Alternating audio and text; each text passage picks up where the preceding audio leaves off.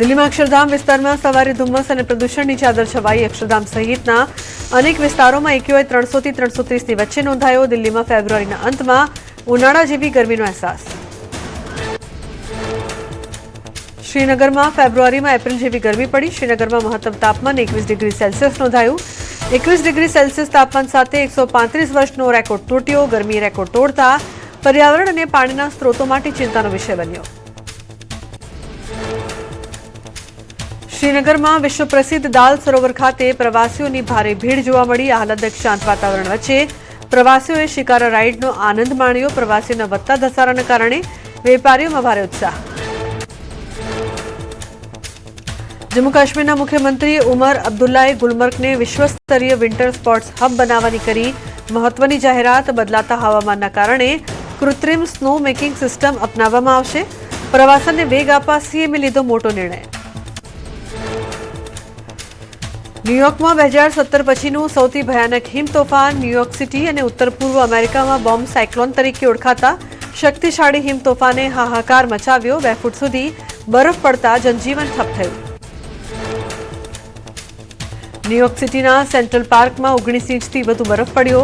Long આઇલેન્ડના central સ્લીપમાં સૌથી વધુ 31 inch બરફ નોંધાયો। ખરાબ હવામાનના કારણે JFK અને લાગર્ડિયા એરપોર્ટ પરથી હજારો ફ્લાઇટ્સ રદ કરાઈ।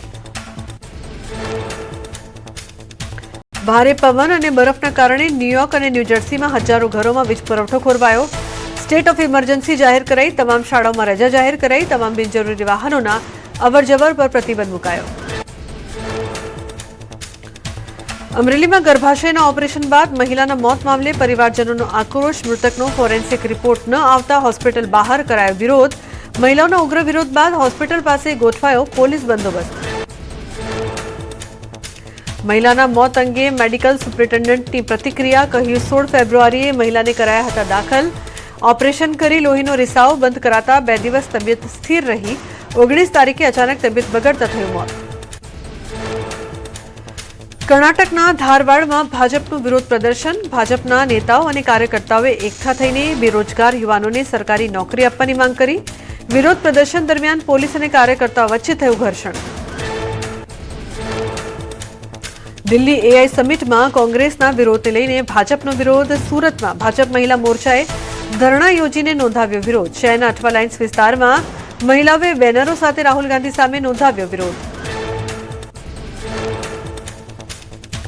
જૂનાગઢમાં કીર્તિ પટેલની મિત્ર દિવ્યા સાવલાણીની અટકાયત। 20 લાખની ખંડણી માંગવાનો આક્ષેપ કરી યુવકે કર્યો હતો આપઘાતનો પ્રયાસ। છેલ્લા 3 દિવસથી સારવાર હેઠળ રહેલી દિવ્યાને હોસ્પિટલથી રજા અપાતા કરાઈ અટકાયત। રાજકોટના જંગલેશ્વરમાં ડિમોલેશનનો આજે બીજો દિવસ। જંગલેશ્વરમાં આજે વધુ 400 મિલકતો તોડી પડાશે। અત્યાર સુધી 1000થી વધુ બાંધકામોને દૂર કરાયા। રાજકોટના જંગલેશ્વર વિસ્તારમાં સતત બીજા દિવસે ડિમોલેશનની કામગીરી। બપોરે 1 વાગ્યા સુધીમાં કુલ 1283 જેટલા મકાનો તેમજ દુકાનો દૂર કરાયા। સાંજ સુધીમાં ડિમોલેશનની કામગીરી પૂર્ણ થાય તેવી શક્યતા। રાજકોટના જંગલેશ્વરમાં ડિમોલેશન મુદ્દે નાયબ મુખ્યમંત્રી હર્ષ સંઘવીનું નિવેદન। ગુનેગારો અને ટપોરીઓએ દાદાગીરીથી પચાવી પાડેલી જગ્યાઓ ખાલી કરાવીશું। માત્ર જંગલેશ્વર વિસ્તારમાં જ 58 પાસાના કેસ અને 400 કિલો ગાંજો પકડાયો। જંગલેશ્વરમાં બુલડોઝર પડતા 60 વર્ષ જૂનો આશરો છીનવાતા લાચાર બની વૃદ્ધ મહિલા। વૃદ્ધાનું મકાન ડિમોલેશન થતા બીજાના ઘરે આશરો લેવાનો આવ્યો વારો। પાડોશીના ઘરે ફૂડ પેકેટ ખાઈ દિવસો પસાર કરી રહી છે વૃદ્ધ મહિલા।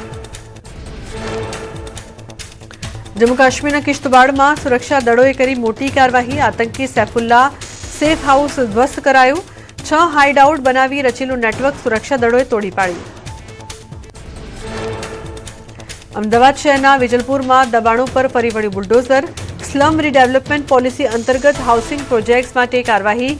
પોલીસના ચુસ્ત બંદોબસ્ત વચ્ચે તંત્રે રહેણાંક દબાણો દૂર કર્યા। સ્લમ એરિયા તરીકે નોટિફાઈડ જગ્યા પરથી 27 બાંધકામો હટાવાયા। જામનગર મનપા દ્વારા ગેરકાયદે દબાણ હટાવવાની કામગીરી શરૂ કરાઈ। ઝૂલેલાલ મંદિર પાસે કરાયેલા દબાણની મનપાની ટીમ દ્વારા દૂર કરાયું। ચેટીચાંદનો તહેવાર નજીક આવતા મંદિર પાસેના પતરા હટાવાયા।